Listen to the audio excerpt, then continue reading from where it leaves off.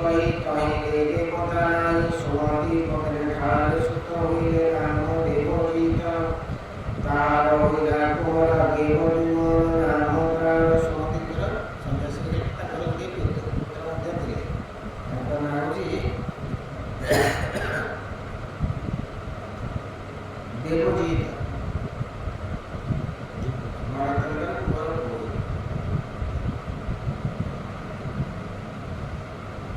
देवजीवन नाम प्राण परम परमेष्टि तार कुमार ତାଙ୍କର ହେଉଛନ୍ତି ଦେବଜୀବନ ଏବଂ ତାଙ୍କର ପୁତ୍ର ହେଉଛନ୍ତି ପରମେଷ୍ଠି ତେଣୁ ଘଡ଼ି ଘଡ଼ିକି ଆସିବ ଯୋଉଠି ପଢ଼ିବେ ଶ୍ରେଷ୍ଠ ରାଜା ତାଙ୍କରି କଥା ପଢ଼ିବ ଜନ୍ମିଲା ଦେବମଣି ଠାର ପଶୁ ବର୍ଷଳାରେ ପଥରେ କାଳ ଜନ୍ମିଲା ପ୍ରତିହର କୁମାର ଆତ୍ମ ବିଦ୍ୟା ବ୍ୟାଖ୍ୟା ଜନ୍ମିଲା ପ୍ରତିହର କୁମାର आत्म विद्या व्याख्या करी भजिला प्रभु लहरी तार प्रति हरताम तनय होइला नाम प्रति हरतार जे कुमार गिनी होइले निरुपम भुवन अजय कुमार होइले स्तुति ठार तार बुधवाथ भुवन जे सुत सिकुला कहु जात देव पूजा कहि तार होइला प्रस्ताव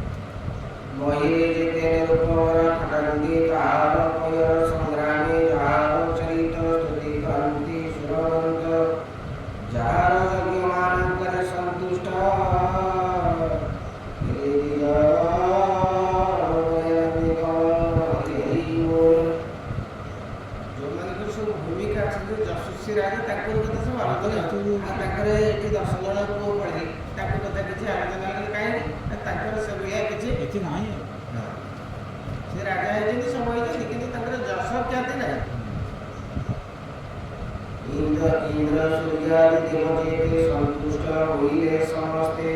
इयंतरे परीक्षित तार हे तिनि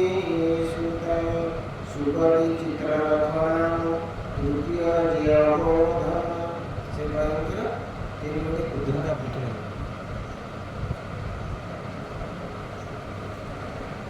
चित्ररथर पत्नी ठार सम्राट होइला कुमार उत्कला पत्नी ठारे तार होइछि होइला कुमार ता पत्नी बिन्दुमती ठारे बिन्दुमान होइला कुमारी बिन्दुमान जे कुमार मधुर होइला दुर्गर तार वीरव्रत कुमार भोजना करे पत्नी तार तार तुम बेनी सुत मंथु जे विदित मंथु सत्या काय सुत भगवान होइले विदित दूषणा पत्नी ठारे तार तुष्टारे होइला कुमार विरोचना कहि तार विरज होइला कुमार सुराज परीक्षित विरज पुत्र हेले सत यहाँ मध्य श्रेष्ठतर सतजित पुत्र तार विश्वजित पत्नी ठारे तार कन्या गोटिए पद स्वराजना परीक्षित मंत्रियों हो जात प्रियव्रत वंशमान विरज प्रभाव रायन विष्णु प्रभाव देवेन्द्र सहित होइले किशोरी प्रियव्रत वंशगण सुजने सारो ध्याने सुन येनो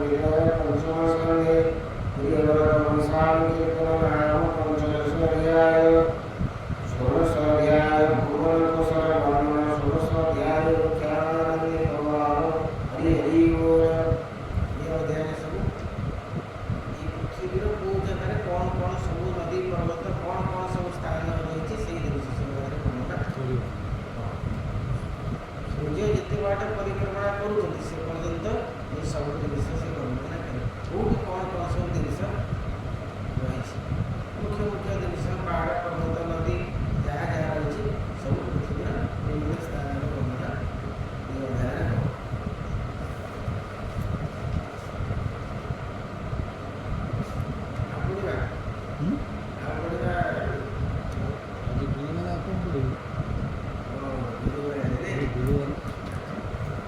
अध्याय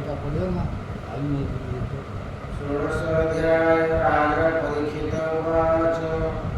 हे भूमिमण्डल विस्तार तुम्हें कहिल मुनिवर जागृत सूर्य प्रकाश नक्षत्र चंद्र महिवास जेपर्यंत सूर्य चंद्र तांका किरण प्रदान करुछन्ति से पर्यंत पृथ्वी आम मिलित करुछन्ति तारि भितर नदी नाल पहाड़ झरना पर्वत सब जाउछि प्रियव्रत चरण जागृत करिछि भ्रमण कहिव्रत उपविलास सिंधु जे होइला ଏହା କହିଲା ବିପରୀତ ପରେ କି ବିପସାର ଏହା କେତେ ପରିମାଣ ପରେ ଯେତେ ଗଣଖ୍ୟାନ ଏ ସର୍ବ ମୁନିवर ଶୁଣିତେ ସରଧାର ପୃଥିବୀ के सात भार କରିଥିଲେ ପ୍ରିୟବ୍ରତ प्रथम प्रियव्रत କଥା ଆଲୋଚନା ହେଉଛି प्रियव्रत जब तक ताके समझे तो प्रियव्रत पंचदार अपने चैलेंज ताके बच्चे तो आते आते प्रियव्रत होते दशपुत्र दशपुत्र तीन पुत्र सन्यासी ହେଇଗଲେ ବଡ଼ପୁତ୍ର ହେଉଛନ୍ତି ଆଗ୍ନିଧ୍ର ପ୍ରିୟव्ରତ ସିଏ କ'ଣ କଲେ ରାଜାରେ ସେ ତପସ୍ୟା କରିବାକୁ ଗଲେ ସୁମେରୁ ପର୍ବତକୁ 15 ଅଞ୍ଚଳକୁ ଗଲେ ଉତ୍ତମ ପୁତ୍ର ରାତିରେ ବ୍ରହ୍ମାଙ୍କ ସହିତ ତପସ୍ୟା କଲେ ବ୍ରହ୍ମ ଯେତେବେଳେ ତପସ୍ୟା କଲେ ବ୍ରହ୍ମା ପଠେଇଲେ କାହାକୁ ନା ପୂର୍ବ ଯେମିତି ଅପ୍ସରାଙ୍କୁ ପଠେଇଲେ ଯାହା ତାଙ୍କୁ ମନ ମିଳିବ ପ୍ରକୃତିରେ ତାଙ୍କ ମନ ଭିତରେ ବିଷୟ ବାସନା ସଂସାରର ଭୋଗ ବାସନା ଅଛି କି ନାହିଁ ପ୍ରକୃତିରେ ସେ ମୋ ଠାରେ ତାଙ୍କର ସମସ୍ତ ନିଷ୍ଠା ରଖିଛନ୍ତି ପୂର୍ବ ଯେମିତି ଅପ୍ସରାଙ୍କ ଯେତେବେଳେ ଗଲେ ତାଙ୍କ ପ୍ରତି ଆକୃଷ୍ଟ ହେଲେ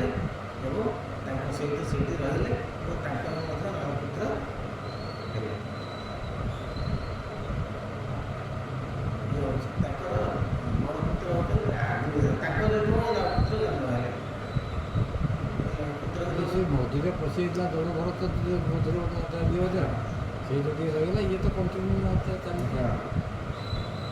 ତାପରେ ତାକୁ ତ ନଅପୁତ୍ରରେ ନାଭି ଇତ୍ୟାଦି ଇତ୍ୟାଦି ତାକୁ ସେ ସବୁ ଯେତେବେଳେ ତାଙ୍କର ପୁଣି ତପସ୍ୟା କରିବାକୁ ଗଲେ ଆଉ ନାଭି ଭବି ଇତ୍ୟାଦି ନାଭିଙ୍କର ପୁତ୍ର ନଥିଲେ। ନାଭି ତପସ୍ୟା କରିକିରି ହଁ ନାଭି ତପସ୍ୟା କରିକିରି ସେ ଋଷଭଦେବ ଇତ୍ୟାଦି ପ୍ରାପ୍ତ ହେଲେ। ଋଷଭଦେବଙ୍କଠୁ ଏମାନେ ସବୁ ବଢ଼ି ବଢ଼ିକା ଚାଲିଛନ୍ତି। ଭରତ ଇତ୍ୟାଦି ଭରତଙ୍କ ପୁତ୍ରଙ୍କ କଥା ବର୍ତ୍ତମାନ ପଡ଼ିଲା। ସୁମତି ଇତ୍ୟାଦି ଇତ୍ୟାଦି ତାଙ୍କ କଥା ତେଣୁ ତାଙ୍କର ପ୍ରିୟବର୍ତ୍ତଙ୍କର ବଂଶ ହେଉଛି ସେଇଠୁ ଆରମ୍ଭ।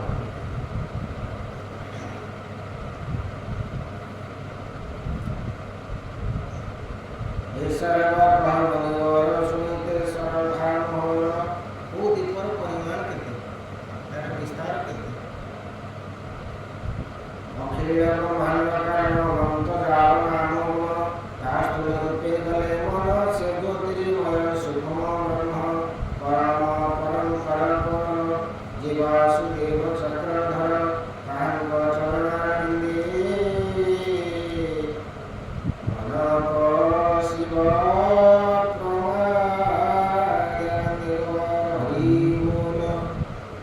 जनो तुम्हारा गोचर नहीं ब्रह्मांड मध्य इनमे मोर संदेह भूमि विस्तार गुण श्री सुवाच स्वपरीक्षण माया प्रभुक शरीर संसार जहार विराण अशेष पुर जड़स्थान तारक रूप गुण नाम वर्णने केवल अच्छी क्षण नरभर जेबे होई तेबे से वर्णिना करई अरण्य रही गोर। परीक्षित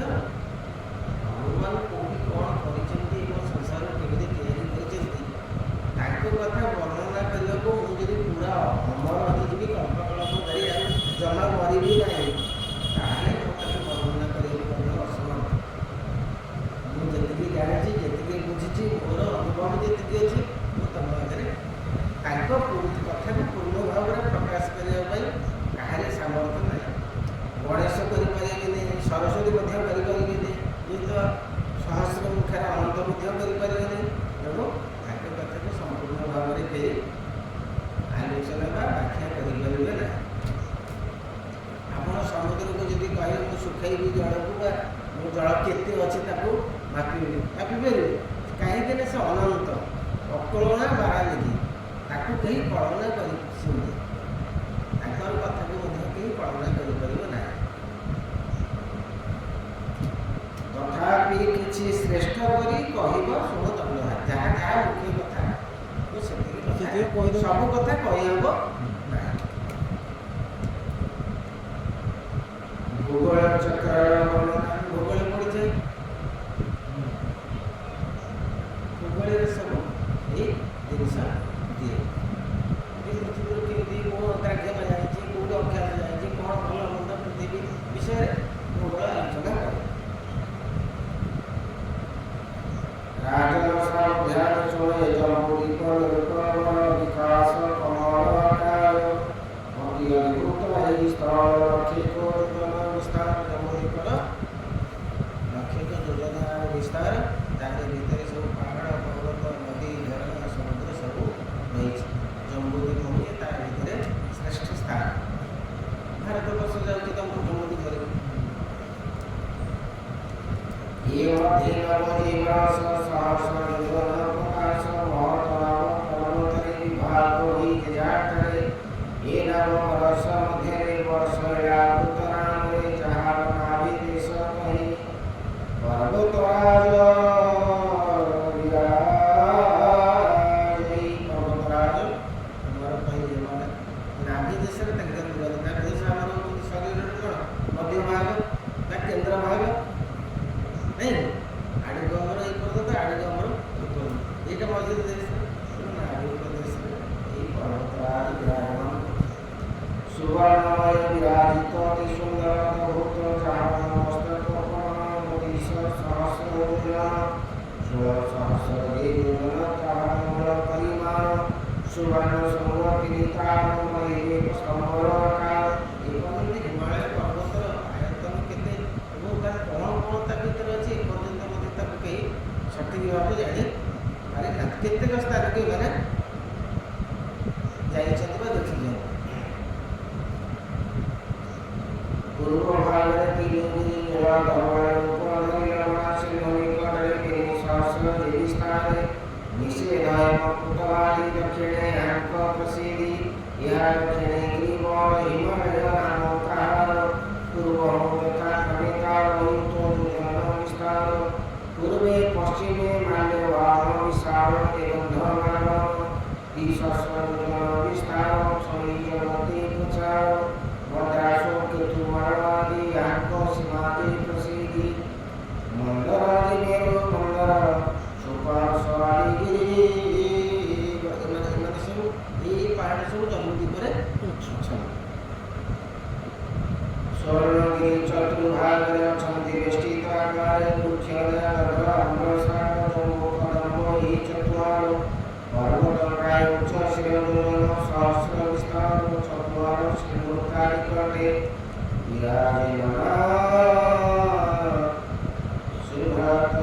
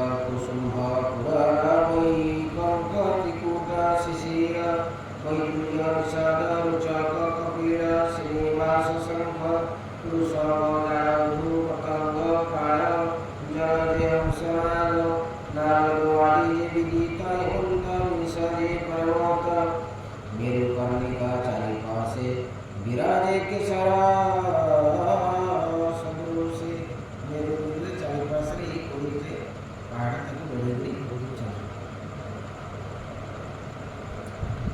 ଜଠର ଦେବପୁଟ ଦୁଇ ମେରୁର ପୂର୍ବ ଭାଗେ ରହି ତିନି ସହସ୍ର ଉଚ୍ଚତାର ତଳ ଯୋଜନ ବିସ୍ତାର ପବନ ପରିଜାତ ଦୁଇ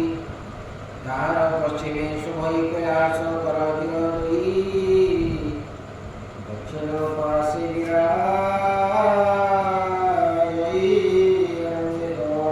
ହରି ବୋଲ ଉତ୍ତରେ ତ୍ରିଶୃଙ୍ଗ ମକର ଅଛନ୍ତି ବେଲେ ଗିରିବଣି ଅଷ୍ଟଗିରି ମଧ୍ୟ ଦେଶେ ସୁବର୍ଣ୍ଣଗିରି ଯେ ପ୍ରକାଶେ ସୁବର୍ଣ୍ଣଗିରି ଅଗ୍ର ଦେଶେ ବ୍ରହ୍ମାର ପୁରଜେ ପ୍ରକାଶେ ହରିତୋଷ ସିଂହିନା କୁସୁମେ ସୁବାସଇ ହେମ ପ୍ରସତୁଙ୍ଗ ସାରକୀୟ ବା ଦେବା ପଠାନ୍ତ ଚାରି ଦିଗରେ ଯେତାଙ୍କର ଇନ୍ଦ୍ରାଦି ଲୋକ ପ୍ରାଙ୍କର ଯଥାକ୍ରମରେ ଯେଝା ମତରେ ନିର୍ମିତ ଗୃହ ଯଥୋଚିତେ ସେ ଯେଉଁ ମେରୁଗିରି ପାହାଡ଼ରେ ଚାରି ପାଖରେ ଅଛି ସବୁ ଦେବତାମାନଙ୍କୁ ଯେତେବେଳେ ପଡ଼େ ସେମାନେ ପଳେଇ ଆସନ୍ତି ମେରୁରେ ନଚିବା ପାଇଁ ସେ କହୁଛନ୍ତି ବ୍ରହ୍ମାଙ୍କ ପୁର ସେଠାରେ ଅବସ୍ଥିତ ଏବଂ ତାର ଚାରି ପାଖରେ ସମସ୍ତ ଦେବତାମାନେ ମଧ୍ୟ ବାସ କରନ୍ତି। ପୁରାଣରେ ଆପଣ କହୁନାହାନ୍ତି ଯେତେବେଳେ ତାଙ୍କୁ ଯିଏ ଗୁଣାନ୍ତି ସବୁ କାଠରେ ବାଟରେ ବଳବନ୍ତ ସେଇଠି ପହଞ୍ଚ ମେରୁ ଯିଏ ନିଛନ୍ତି ପ୍ରାକୃତିକ ଦୃଶ୍ୟ ବର୍ଣ୍ଣନା ହଁ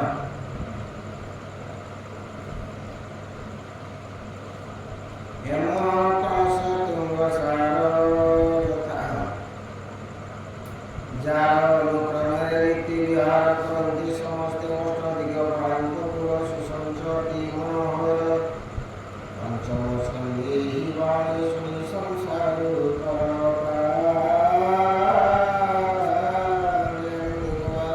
ହରି ବୋଲ କହଇ ଦାସ ଜଗନ୍ନାଥ କୃଷ୍ଣ ଚରିତ ଭାଗବତ ପ୍ରଭୁ ପରାନନ୍ଦ ତଳେ ମନ ମୋରାଇ ନିଶ୍ଚୟ ହରି ବୋଲ ଏହି ଶ୍ରୀମଦ ଭାଗବତ ମହାପୁରାଣ ଅଂଶ ସଂହିତାର ପଞ୍ଚମ ସ୍କନ୍ଧେ ଭୁବନ ଦଶ ବ୍ରହ୍ମପୁରାଣ ଷୋଡ଼ଶ ଅଧ୍ୟାୟ ସପ୍ତଦଶ ଅଧ୍ୟାୟ ସପ୍ତଦଶ ଅଧ୍ୟାୟ ଗଙ୍ଗାର ଆଗମବର୍ତ୍ତୀ ଉପରେ ଇଳାଭୂତରେ ରୁଦ୍ରଦେବ କରନ୍ତି ଶଙ୍କର ସରସ୍ତବାନ୍ଦିକ ହରି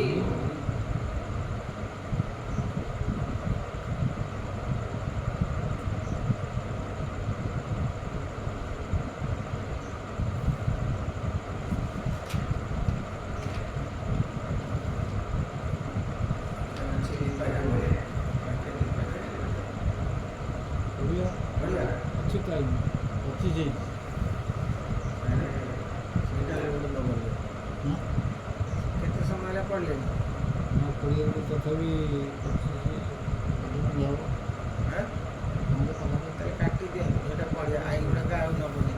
ଏତେ ଲୋଡ଼ ନେବନି ଗୋଟେ ଅଧ୍ୟାୟ